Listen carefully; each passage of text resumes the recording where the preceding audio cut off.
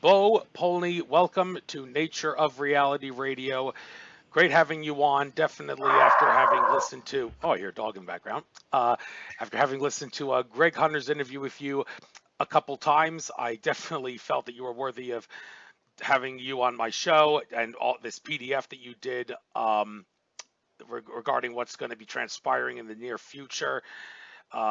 Up until 2024 and maybe a little beyond that. Definitely want to cover that. But before I give you the chance to introduce yourself and explain who you are, a brief life story perspective of what you research that caused you to the stuff that you do, just a couple quick things I want to get out to all my listeners. Please understand that I cannot monetize on YouTube anymore. They have not let me do that anymore. They're definitely not going to let me do it again since I reapplied on July 4th. They're screwing with me when they say I'm still in the application thing. So all my interviews will also get uploaded to cost.tv, which monetizes through blockchain.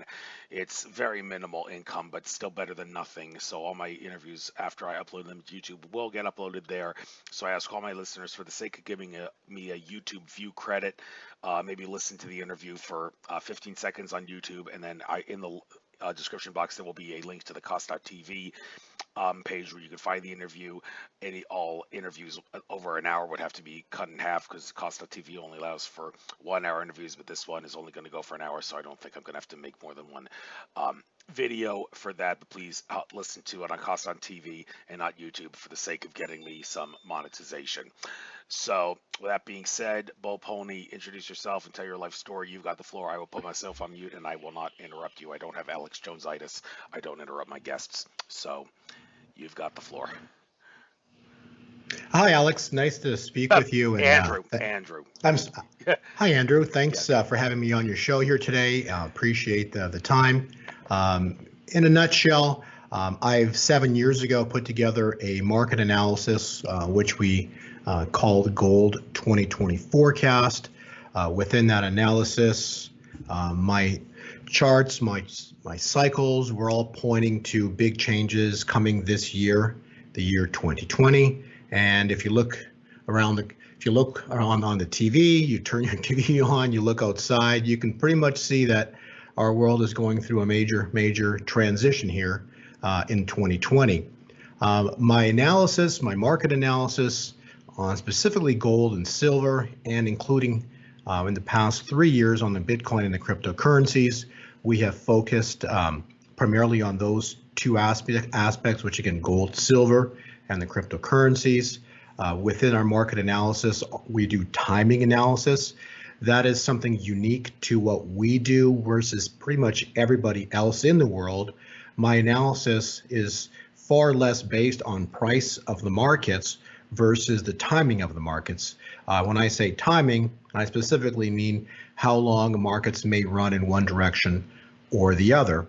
And that said, this market crash of the stock market that we had this year in 2020 in March was, from how I analyze the cycles, the start of a very large bull market that has much legs into the future. So I guess that's a good place to start. And Andrew, go ahead and ask whatever questions you've got. Yes, your PDF file, which I have on the screen here, it is in your website. Don't know how often I have to relate to your website because there's more than enough stuff on this PDF file here. But let's go from the present onward. All the stuff before now you did touch on in your interviews with Greg Hunter, the USA Watchdog interviews. I do encourage people to listen to those, even though he tries to keep up to date in the present time. There are things you said that are certainly going to be pertinent for the future and all. So if you want to get in touch with what is prior to this September 18th on your PDF, listen to that. But September 18th, it seems to be a major transition. You have May 31st going to September 18th, something about Noah's flood here, so there seems to be some biblical prophecy going on here. And what I find interesting about this, it was a couple days ago, there was a news article, several news articles from several sources saying that the Federal Reserve, which Donald Trump has merged with the Treasury, has said that they will keep a ZIRP, zero interest rate policy, up until 2024, which is another key date. And you know what? Before I give you the chance to give your take on this, I might as well signify what I see as significant about 2024 to help set the stage for the rest of this interview. The thing about 2024 is why I see it's a very key date. From an astrological perspective, April 8th, 2024, there's going to be a solar eclipse that's supposed to cross the country, and it's going to crisscross at Carbondale, Illinois. That's the crisscross point of the one that happened in August 2017, which I tried to see in South Carolina, but didn't because the clouds covered it. But that's okay because that's not the important eclipse. The important one is the one in 2024, and I can only imagine that God is going to allow for it to be seen in the sky in Carbondale, the crisscross point, on that day, which also astrologically is a significant time period because it's near the end of the Pluto and Capricorn cycle, which signals the end of everything that's not in humanity's best interest. The last time Pluto and was in Capricorn was the American Revolution, and so we are apparently in another American Revolution, considering that these eclipses that crisscross the country, the last time such a thing happened was the beginning and the end of the American Revolution. We're seeing what is, for all intents and purposes, a civil war going on in America throughout the cities right now, but the word on the street from my sources and others is that this is going to transform into more of an American Revolution instead of a civil war, which is kind of a good thing because you'd rather have a revolution than a civil war. Civil war is the worst kind of war ever up until 2024. And we're going to see a major transition, and you have hinted in a transition of sorts, giving 2024 as a key date in that time period. But before we get into the future, let's start with this September 18th date that has just come and gone. And also the significance of that may have something to do with the Federal Reserve with their zero interest rate policy until 2024 announcement, which has major implications in so many ways, which I'd like to give you the chance to explain what those implications are. So you've got the floor. What's this all about? Please enlighten us. So let me ask a question. When did the Federal Reserve make that statement? Was there a date that they made that statement? I think it was September 16th, 2 days before your key date. So it would have maybe taken a couple days for everybody to become aware of it. And of course, there's another significant date, the fall equinox that just happened. So there's definitely a lot of significant stuff going on at this moment. So yeah, but it was September 16th when the news articles were coming out saying the Federal Reserve made that announcement, zero interest rate policy until 2024. Right. So God's money is gold. The cycles that I've laid out, again, even within the presentation that you mentioned with Greg Hunter, the presentation was called God's New Era. There's a couple slides within that presentation that talk specifically about the date of September 18th. Now, September 18th is categorically a very important date, and this has biblical references, taking it all the way back to April 21st of 2020. That was a close of contract on oil, which at that one moment in time closed at -38, the first time in history. That time point was a calculated time point, which went all the way back, and this was using a biblical calculation again from the time of Trump's election. I think it was November 6th, I believe it was. Let me just check the calendar here, or check the chart. Go back all the way. Sorry for the pause here. It was November. Let me see if here it is. So that was November 8th of 2016. So within the Bible, again, my calculations are all biblical calculations. Those time frames are overlaid, those important biblical time windows, time frames are overlaid on present day. So from Trump's election on November 18th, Daniel's first cycle of 1,260 days, it's a double cycle equaling 7 years, that would have taken it to April 21st, indicating April 21st of this year, 2020, was supposed to be an epically important time point. Well, it was. Oil went to zero. Why is that important, or below zero? Well, because the world reserve currency, the dollar, is based on the petrodollar. It's a petrodollar. So when that event happened, that triggered the demise of the US dollar. So it was nothing more than a foreshadow of what's about to happen to the dollar moving into the US dollar moving into the future, specifically and particularly next year, 2021, is where we're really going to see the ramifications of that event. Now, if we go from that event, if we go from that event April 21st, and 1 second, hang on, let me just get the dog here, calm down.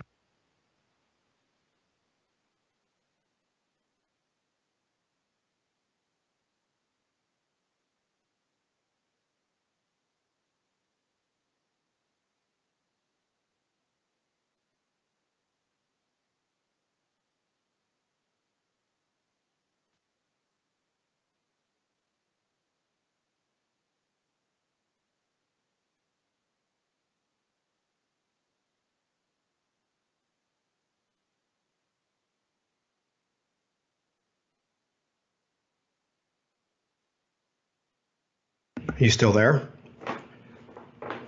Yes, I am still here. I apologize for that. Sorry about that. So my dogs are barking. Someone came to the door. So let's start over again. So from that time point, I think I was talking about April 21st. The next calculation was 150 days forward, and it wasn't 148, 147. It was 150 days.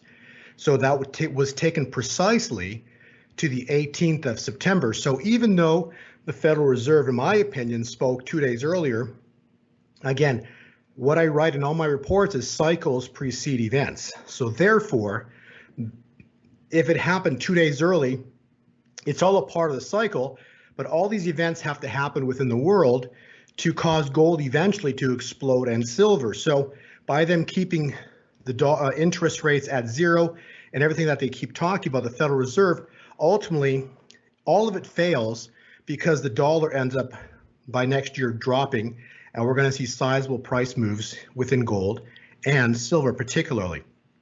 So the date of September 18th was a critical time point because it was a perfectly calculated date to the exact day, which means that if it was biblical and important, we should have seen something happen precisely on that date, not 2 or 3 days before, but precisely if it was to be an important date. And lo and behold, it was. Several things happened. Number one, biblically, that was the start of Rosh Hashanah, which is biblically the most important day of the entire year. On that exact same date, and as Rosh Hashanah was beginning, because it begins at sunset on Friday in Israel, before midnight, so before midnight and after sunset, the key thing that happened was Ruth Bader Ginsburg, the Supreme Justice, died. So that was the critical event for specifically September 18th. And then moving forward, that event is going to cause epic shifts, changes, challenges, but basically changes moving into the start of the new year. So the new year began on Rosh Hashanah. Again, this is biblically, so that's a biblical time point start, and the new year starts without a Supreme Court, one short of Supreme Court justice. And now, if you want to see how important that is, we'll turn the news on, and you're seeing incredible battles going on right now between both parties, because that is such a critical event for our world. So that date, September 13th, is critical as we move into a new year. So now we are in a new year as of Rosh Hashanah, September 18th. Yes, you're right. That was September 18th when Ruth Bader Ginsburg passed away.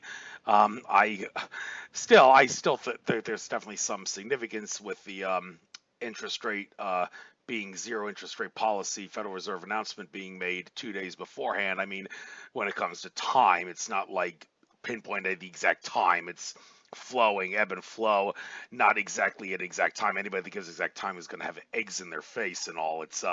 But you seem to be pretty good at it in regards to pinpointing these things. And with Ruth Bader Ginsburg having been having died, well, there's a lot of people that may be critical of me saying this, but one deep dark secret about Ruth Bader Ginsburg, she was a Rothschild Zionist, and there's a big conspiracy in that field, which I don't really need to get much into, but those that know the backstory about that know that that's a big elephant in the room that has unfortunately controlled our world in many unfortunate ways. And if you talk about biblical stuff and Israel and how it factors into it, David Icke, the British researcher, has done a pretty good job explaining how Donald Trump, if he has any weak links that prevent him from becoming the next JFK and being a good president that everybody can love from a constitutionalist supporting standpoint, it's the fact that he does seem to have some Israeli Zionist factions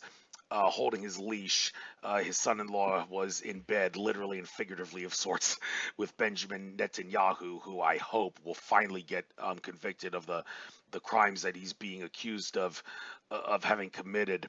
And it was also brought to my attention at a conference that I attended in 2018, February, that when Donald Trump met Henry Kissinger at that meeting in May of 2017, for all intents and purposes, the purpose of that meeting was so Henry Kissinger, who one could argue is the Emperor Palpatine of planet Earth and the king of the Rothschild Zionists, he told Trump, "You will do what my minions and I tell you to do, or else you and your family will be dead."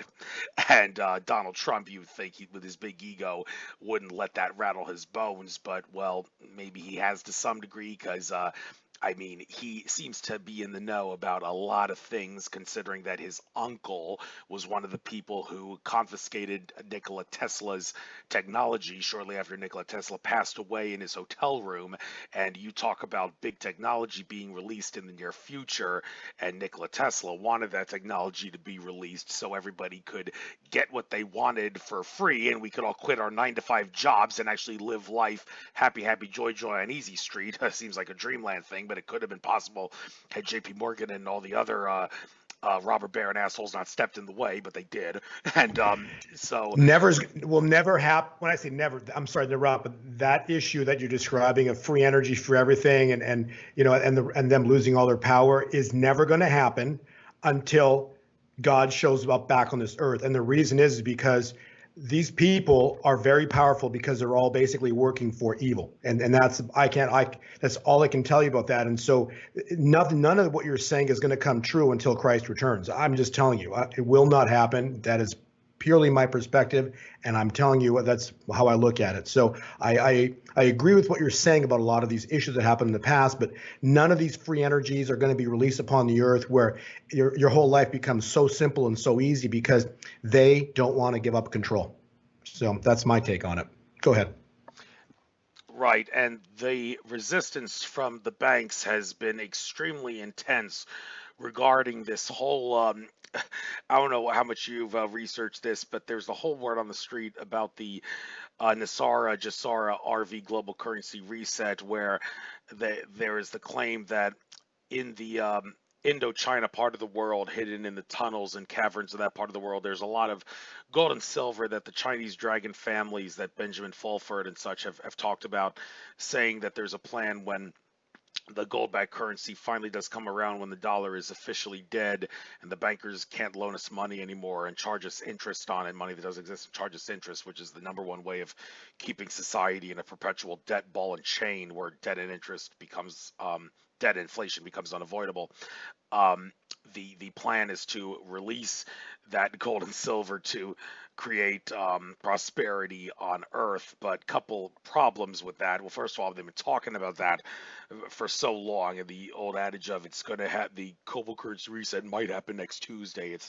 Is annoying, really, really annoying that they keep saying that over and over, and it's driving people crazy. And recently, I listened. Okay, so can I interrupt for a minute? The reason they're saying that, okay, is because they keep hoping that, well, they keep lying to you that there's going to be Nasara, global currency. It's a constant lie, and it will not stop. Why? Because if you keep believing that there's a light at the end of the tunnel financially, and you're going to get blessed with all this money, you don't need to do anything, because that is the essence of the Nasara thing. You don't need to do anything, because as long as you have some of these, maybe these other currencies, some other paper currencies from some of the other countries, and you keep hoping for this massive financial reset, then you're never going to prepare, because you're just going to get blessed. And that's a complete lie.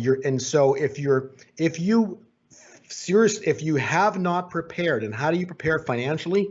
Holding gold, silver, or cryptocurrencies. If you don't have those because you're waiting for this miraculous blessings and it's all going to get, you're going to be all blessed, you're never going to be blessed. And that's the problem. So Nasara was created as a big lie for the world to deceive the world, for simply belief that there's a hope that one day this miraculous miracle is going to happen. And I don't see it coming. And I see it as a complete distraction to what truly is coming, and that is a financial reset from paper into gold and silver and cryptocurrencies. That's where the transition is going to happen, and has nothing to do with Nasara and all whatever this other stuff is called. But I think that's a complete distraction for the world. So go ahead. Right. That I was going to say that lady Miss M, who did a recent interview with Joseph P. Anthony, the astrologer out of Arizona, she pointed out the same thing you said about how the like the old Nasara Jasara plan, like early 1990s, that was real, but there was the money was stolen from that, before 9/11, and then that all the rest of the stuff that we've been hearing that you say is a fraud. Yeah, that's just a way of turning everybody into apathetic couch potatoes who think we don't have to do anything because there's going to be white horses coming to save us, the tunnel, and keeps people from wanting to do their part to create a better world. So people don't become apathetic couch potatoes. You have to do your part to create a better world, and the more people do that, the faster this could eventually happen.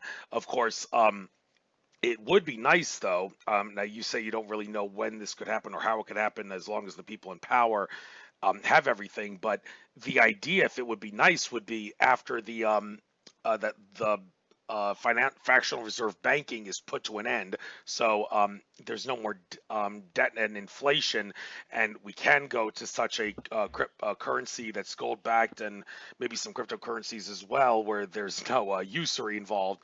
That the nice thing would be if we could transition after maybe 1 or 2 decades into a society where there is no money and everybody gets what they need with all the technologies that gives everybody everything that they need and then some. But you seem to be of the opinion that that is kind of wishful thinking and don't really think about that now, because we got a long way to go before that can happen. Is that's a nice way of saying it? Exactly. Well, yes, exactly. And maybe let me expand upon that. But when the fiat money, say, as you're saying, falls apart or, becomes worthless, they're just going to create something else. They're going to create digital money. Okay. So it's not like they're going to stop. Remember, biblically, this is why it's important to look at this biblically, because biblically, 6,000 years ago, Satan was led on the earth, and he's still here. He's working. You mentioned the word Rothschilds and all these other, big families. Okay, he's giving them power. These people are the ones that run the world because of what happened 6,000 years ago with Adam and Eve letting Satan onto the earth. So they have the power because of Satan, who is here empowering these people.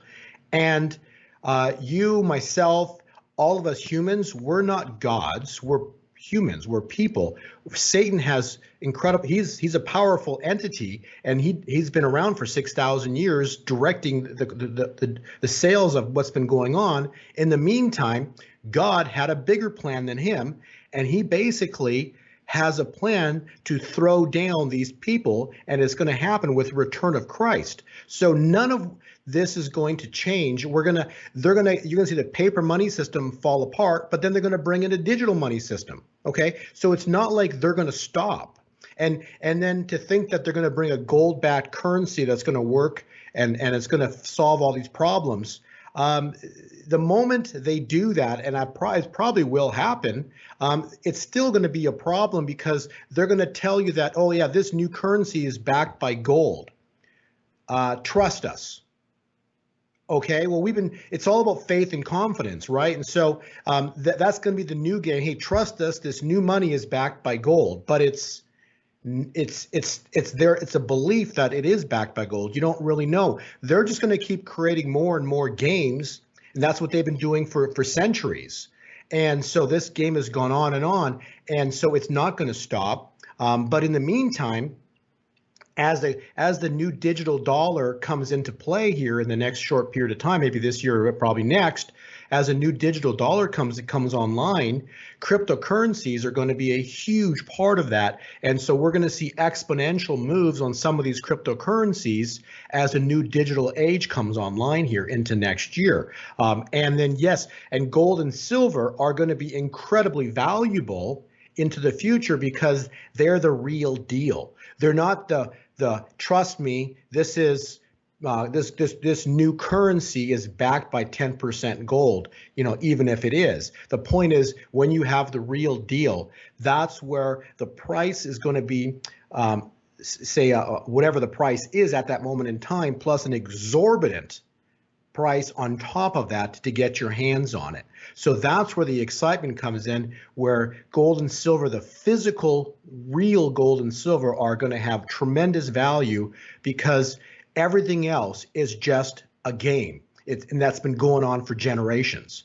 And so we're about to see the next digital game come online with digital currency that they're going to create, because the paper monetary system begins to burn or fall apart. So don't think that this new era is going to fix everything, because it says biblically, it says in the Bible, the wheat will rise with the tares.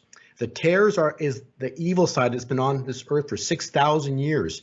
It's not going away until the return of Christ. So you're going to consistently still see evil uprising into the future, and it's not going to stop. It's just that people were going to want to segregate, get away from that, and they will. And those that prepared with gold, silver, and cryptocurrencies will have immense opportunities, because immense financial changes are coming, and those items will have immense values moving into the future. So I don't see all of this, all this craziness that we've lived in all these years automatically come to an end. I don't see it until the return of Christ, because only a God can take out another God.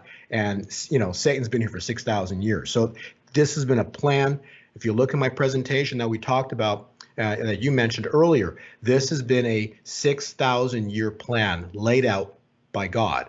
And we are in the latter portion of it right now, waiting for the return of Christ, and who will knock down the system. Yes, and what can we do to, after Humpty Dumpty falls apart and we need to put it back together again, what's the best way of going about it? Well, there's been the talks of this debt jubilee, and a couple questions need to be raised about this. First of all, one interesting comment that I saw on YouTube that I provided an answer to was, how is a debt jubilee fair at all the people who have been responsible and have actually paid off their credit cards and student loans? I mean, all the people that have slacked off on that, I mean, and they can get their debts paid off with the push of a button that eliminates all those digits on a screen that are money.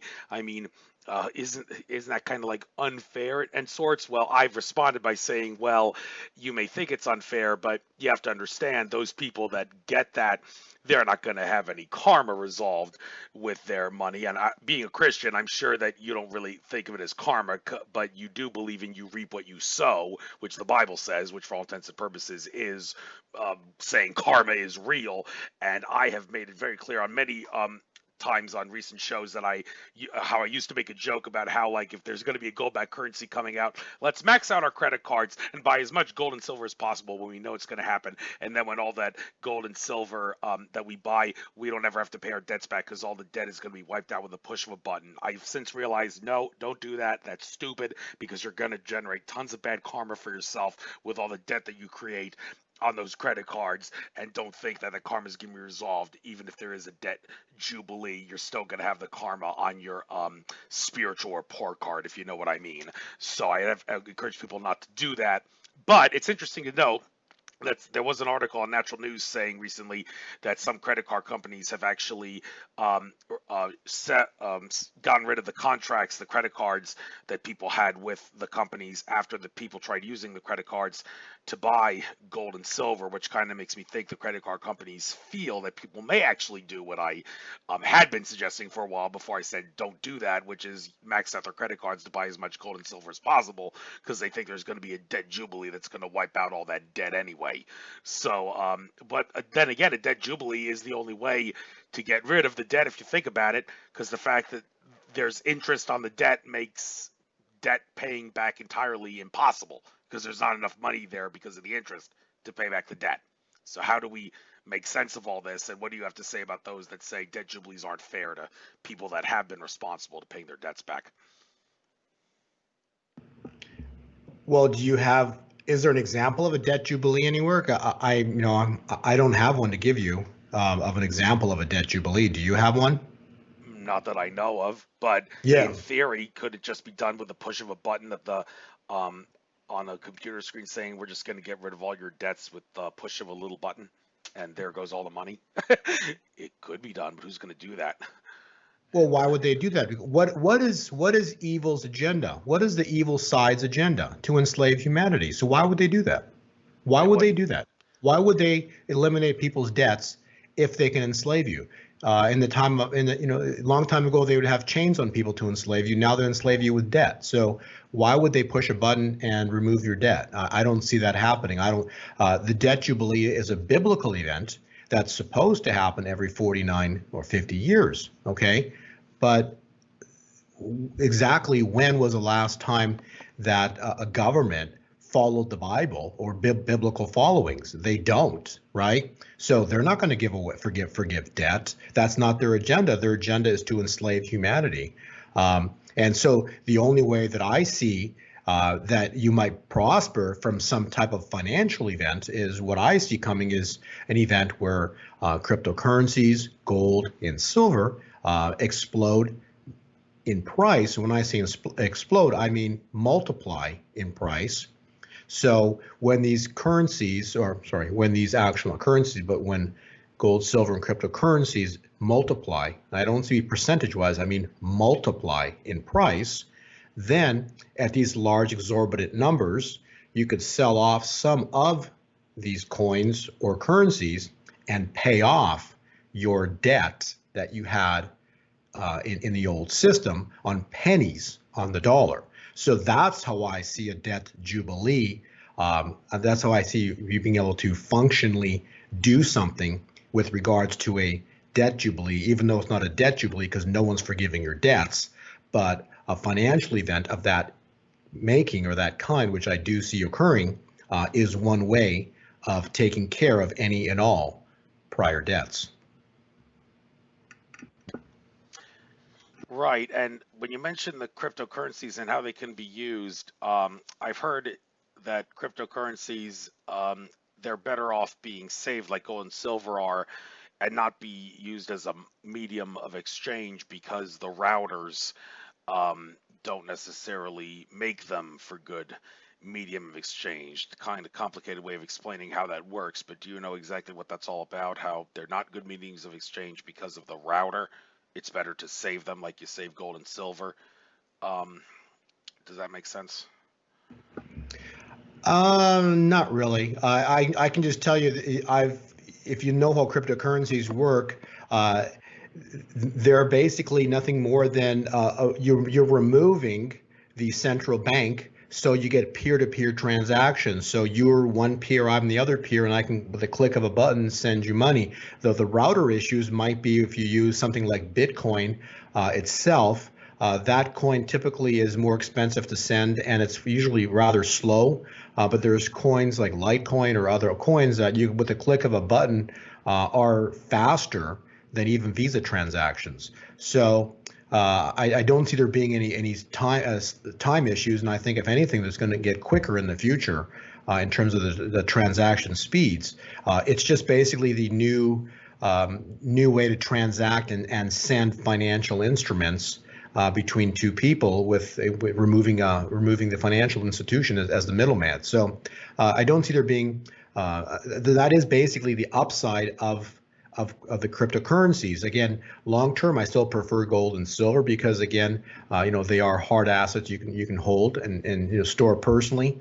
But again, with the new system that is coming online, it's important to be positioned. My opinion is on all three of those.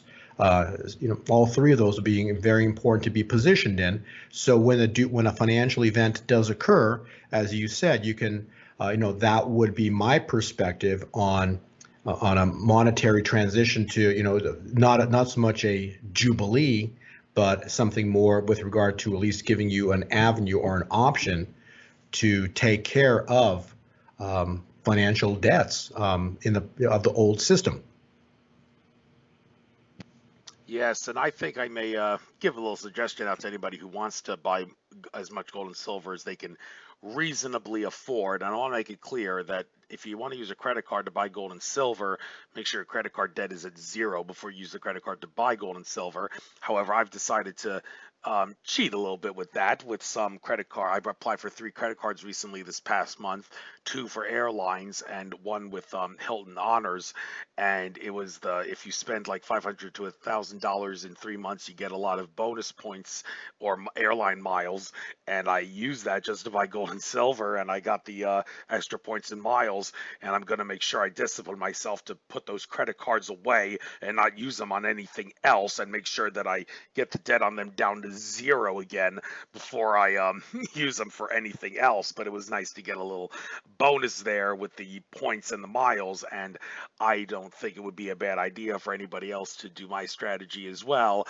Although, like I did mention, there was that article on Natural News saying that people who have tried using credit cards to buy gold and silver have had their credit card accounts mysteriously taken away from them, and the credit card companies don't really give a precise answer on that. There also seem to be some sites that offer only give you limits on it, like moneymetalsexchange.com. They only allow for a maximum of like $600 for gold and silver purchase, and they only let you do it once a month with a credit card. So why they do that, you have to ask them. But actually, can you maybe help make sense of that? Why it is that the gold and silver people don't seem to like you using credit cards to buy the gold and silver? What's the problem with that? The issue? I've not seen that as an issue. Normally, being in business myself years ago, typically what happens on a credit card transactions is the bank is the middleman, so they're out charging usually 2 to 3% on top of the transaction. So normally what'll happen is when you buy precious metals, you're just paying more for them. I've bought several different websites in the past, and you just pay 2 or 3, whatever the percentage is, but you're basically paying more when you buy with silver, when you buy silver or gold with a Visa or a credit card versus like sending them a wire. But then again, if you're sending a wire, check's always the cheapest because there's no transaction fees, but then you usually have to wait I think a week to 10 days for the check to clear before they even send your metals. So you can send a wire, but then the bank's also charging $35 to $40 to send the wire. So that's kind of a catch-22. But if you're buying a smaller amount, sometimes it just makes sense to use a Visa or credit card. Just pay the 3% or 2%, whatever it is, and if you do the math, see which way works better. But normally it's just because the institution or the dealer who's selling you the silver or the gold just has to pay more for the transaction. I've never heard of you can only do 1 transaction a month on a Visa. I've not seen that before. But normally I would never buy with a credit card. I usually, I just send a check or a wire. So I find it quicker. And a wire I prefer because there's really no wait time, to get your metal. And it's always about getting your hands on the metals. So it's best not to wait a week or 10 days and just put your order in and get the metals. So that's what I can tell you about using Visa or credit cards. And mainly, I think that they're just it's more expensive because of the bank fees. So that's what I can tell you. Yeah, I like using credit cards because of the points that I get, and I'm a travel a lot, and that comes in handy when I want to go to conferences and all. And it was certainly nice after I got like 80,000 bonus points with the Hilton Honors credit card after I bought $1,000 of gold with it, I was actually able to use those Hilton Honors to buy 4 nice silver coins off Amazon.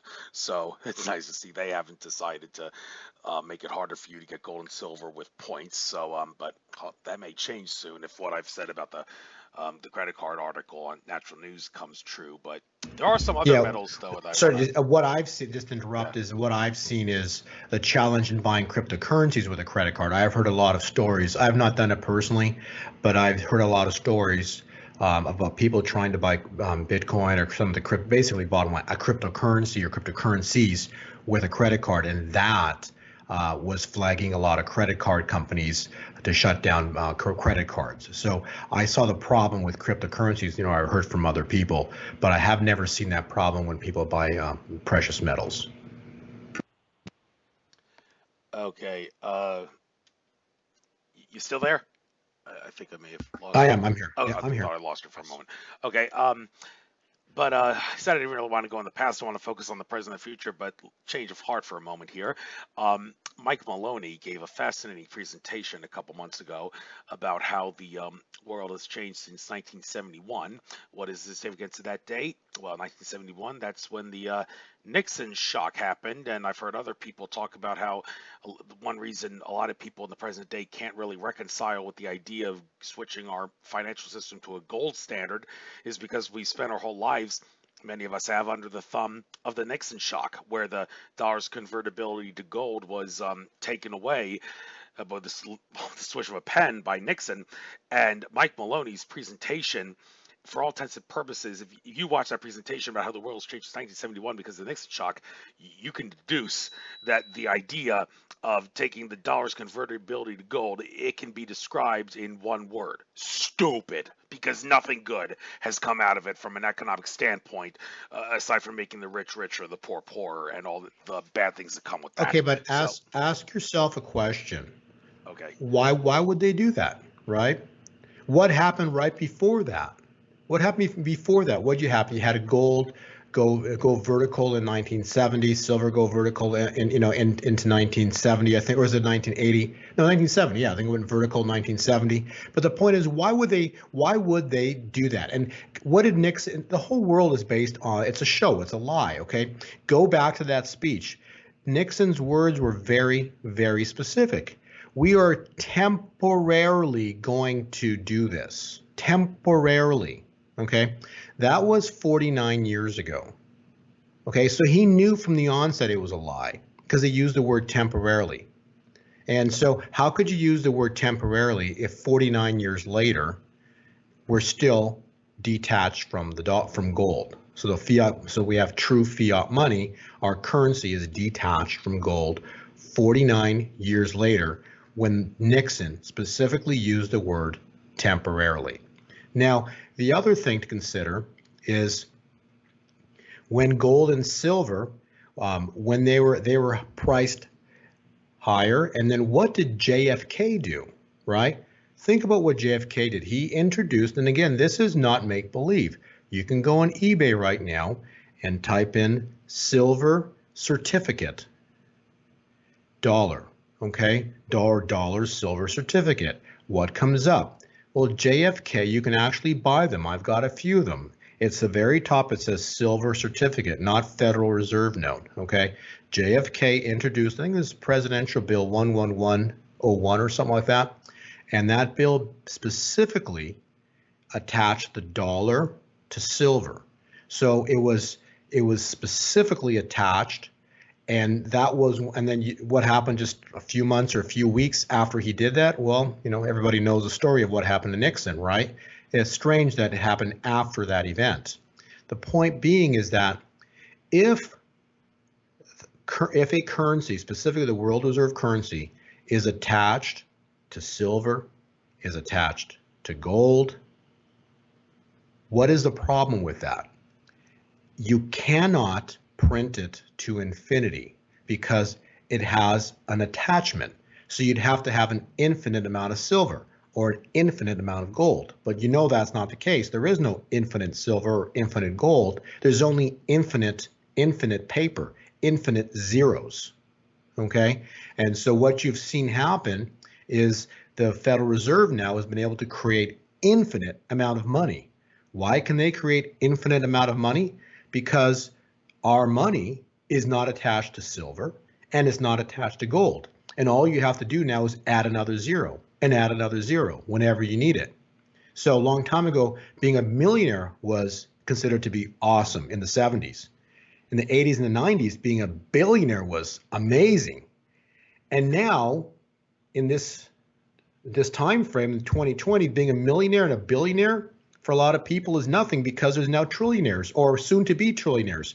The point being is that why? Because you can create, the Federal Reserve can create an infinite amount of money that is attached to nothing.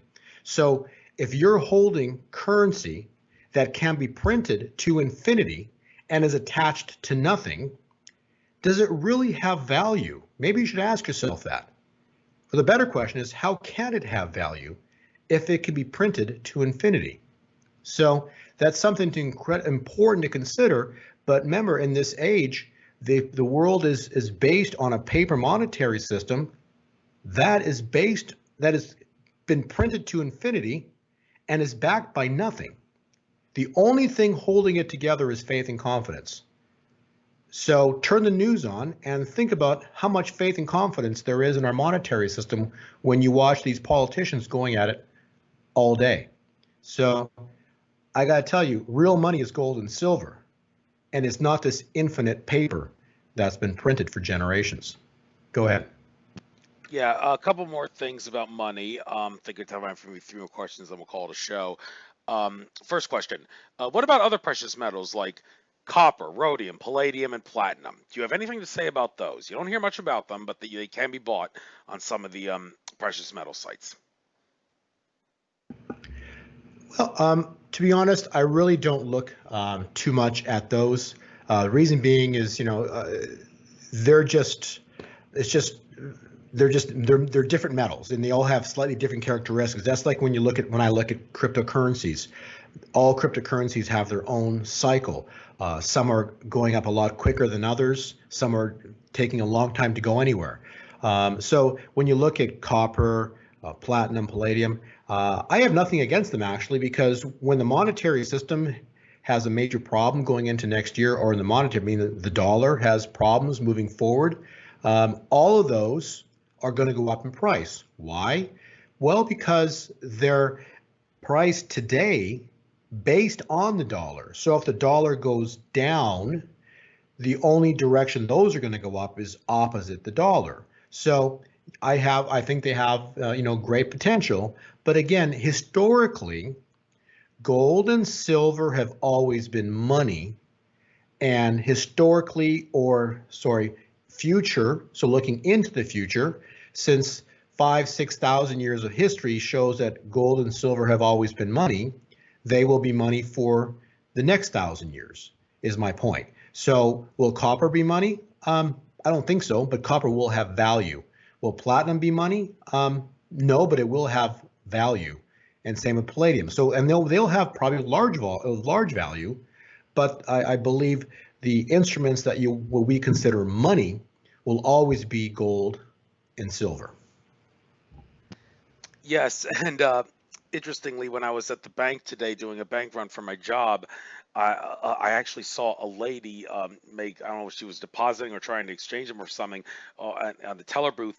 She dropped a bunch of rolled up in pennies, and I'm like, wow, you don't see that every day now, because I thought we were in a coin shortage. I'm not even seeing any coins on the ground anymore. And I told her, by the way, if any of those pennies are pre-1982, you probably shouldn't get rid of them, because they have a big copper content, and they're certainly worth way more than a penny, which is one reason they stopped making pennies of a high copper content after that time, and they're now mostly zinc. And of course, it costs more to make a penny than a penny, so why we would even want to make it is ridiculous. But this coin shortage, I mean, where did all the coins go? Scrooge McDuck's money bin? I mean, they have to still be out there somewhere. They were minted. It's not like they disappeared and the angels took them and put them in as pennies into heaven or something. Where exactly are they? Did Jim Willie, when I interviewed him, he said the banks took them all and are hiding them away for whatever the reason. Do you think there's something to that? Well, think about what we talked about earlier today, right? Where's the world headed? It's heading digital, right? Yeah. Are coins digital? No. No. So whatever happened to them, it doesn't matter, because the reality is we're heading into a digital age. and we're going to head into, a digital dollar. Well, at some point in the near future, we're going to have digital dollars. So when you have digital dollars, you don't need coins. Um, and that's, really what I can tell you about that. But again, silver and gold, even in the coin format, they will always be money because they've always been money. So, but the coins themselves that are printed by the Treasury, that are made in the past few years, again, I think they're just taking them off circulation because they're basically preparing the world for what is coming. They know what's coming. They know they have an agenda. This has been laid out for generations. You can go back to the Economist magazine of what year is that, 1970 something or other, right? Or where they had, or 1980, whatever it was. But you had they showed you all the world currencies burning with the eagle standing on top of it. So they've had an agenda for generations, or for decades at least, to get rid of paper currency. Yes, and one other thing we need to talk about that nobody seems to understand, and the only people that seem to be against it are people that support socialism, like Bernie Sanders and Webster Tarpley have talked about. I've seen before about how they think that the idea of a derivative was flat out stupid. Nobody seems to understand what a derivative is. The explanation is always complicated, and try to explain it, somebody will be like, well, what does that mean in American? When I had Winston Shroud as a guest on my show, and God, I hope they pardon him out of jail, because poor guy. But anyhow, he tried to simplify the whole thing by saying a derivative is anything that takes harmony out of zero. And he tried to make sense of that by saying that everything in the world that exists has a value, and there's money for that can purchase everything that has value. They should cancel out each other and be zero. But when you get derivatives involved, it takes it out of harmony, so the harmony has been taken out of zero. That's his way of trying to make sense of what a derivative is.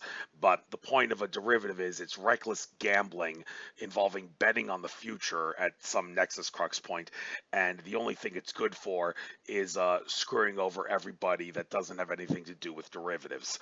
And it shouldn't be that way. Many assert the bankers, our life should not be suffering as a result of reckless gambling on the parts of bankers. Do you have anything to say about derivatives and how that problem is going to change over the next few years?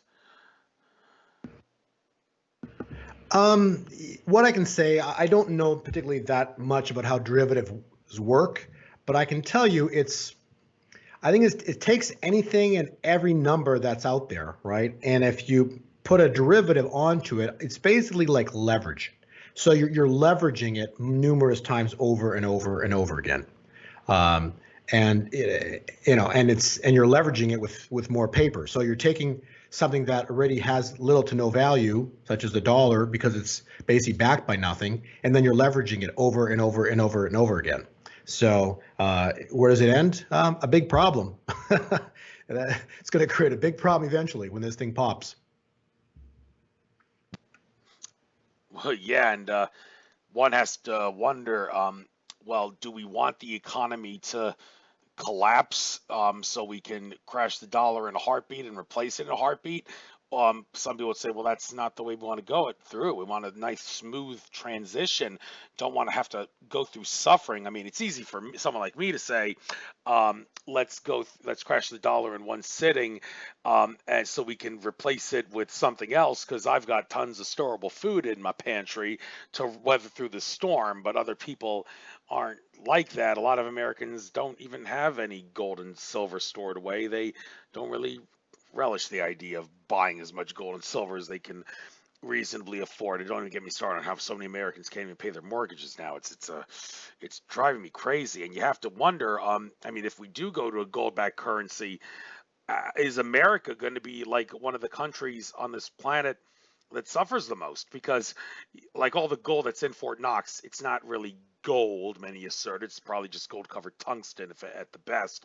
And well, if America, because we got the dollar's convertibility to gold away with the Nixon shock, are we like going to become an impoverished third world nation when the currency reset were to happen? Not to scare Americans, but this has to be addressed.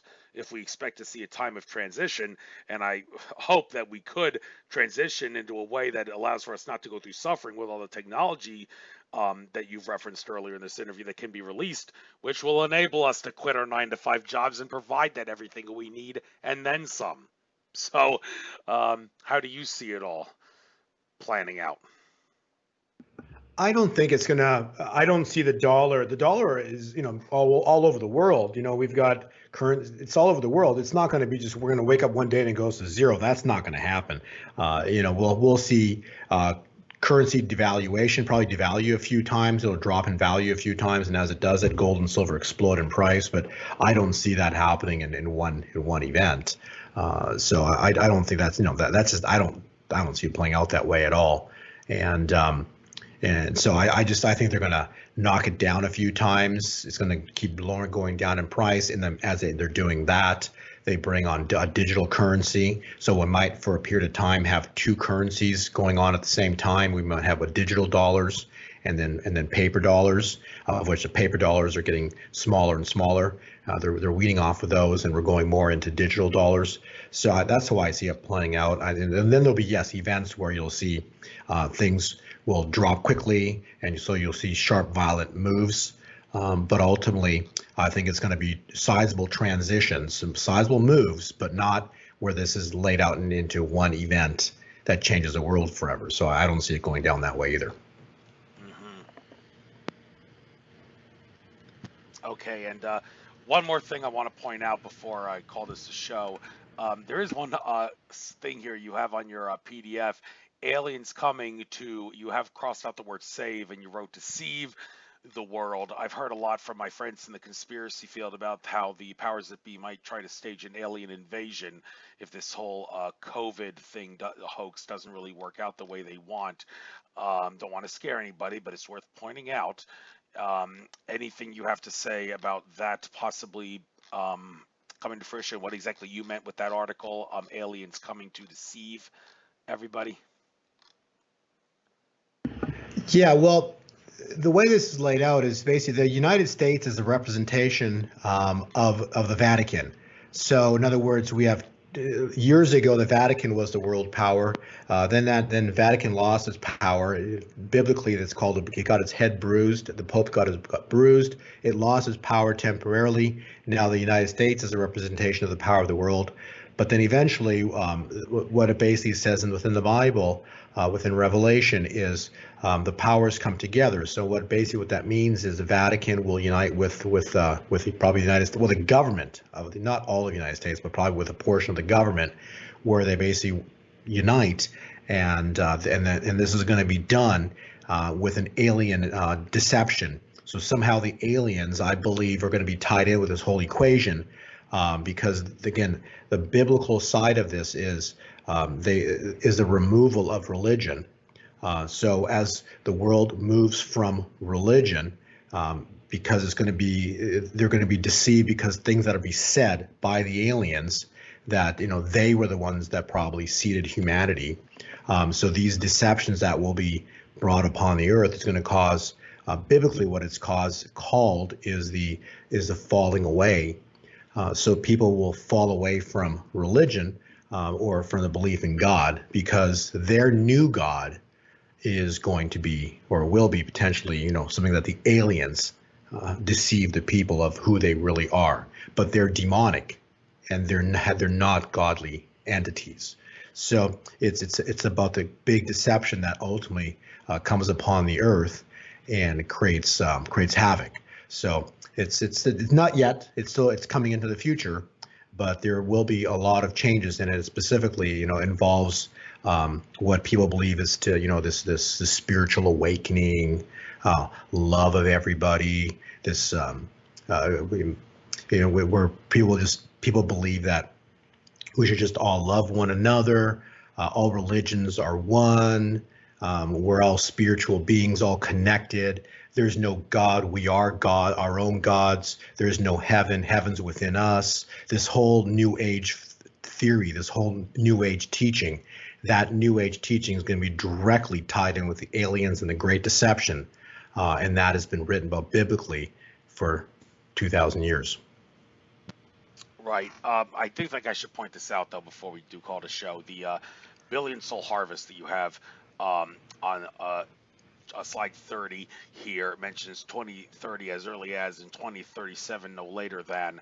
A couple of people I've spoken to have also pointed out 2037 being very significant. There, as one guy has talked about, there's actually a code I think within the Great Pyramid actually that seems to suggest 2037 will be a very, very significant date in terms of transformation on Earth. Interesting how that's 1 year after that asteroid Apophis is supposed to hit the Earth, assuming that it passes through the keyhole on Friday, April 13th, 2029, and then comes back to hit the Earth.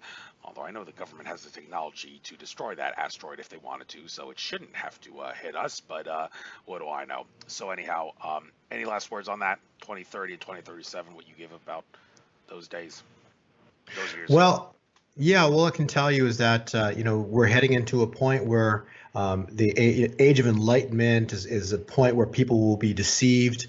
They're thinking that they are gods and there is no God. That's kind of where that the spirituality is heading, taking the world. That is the deception. That is the tares. That is the evil deception upon the earth.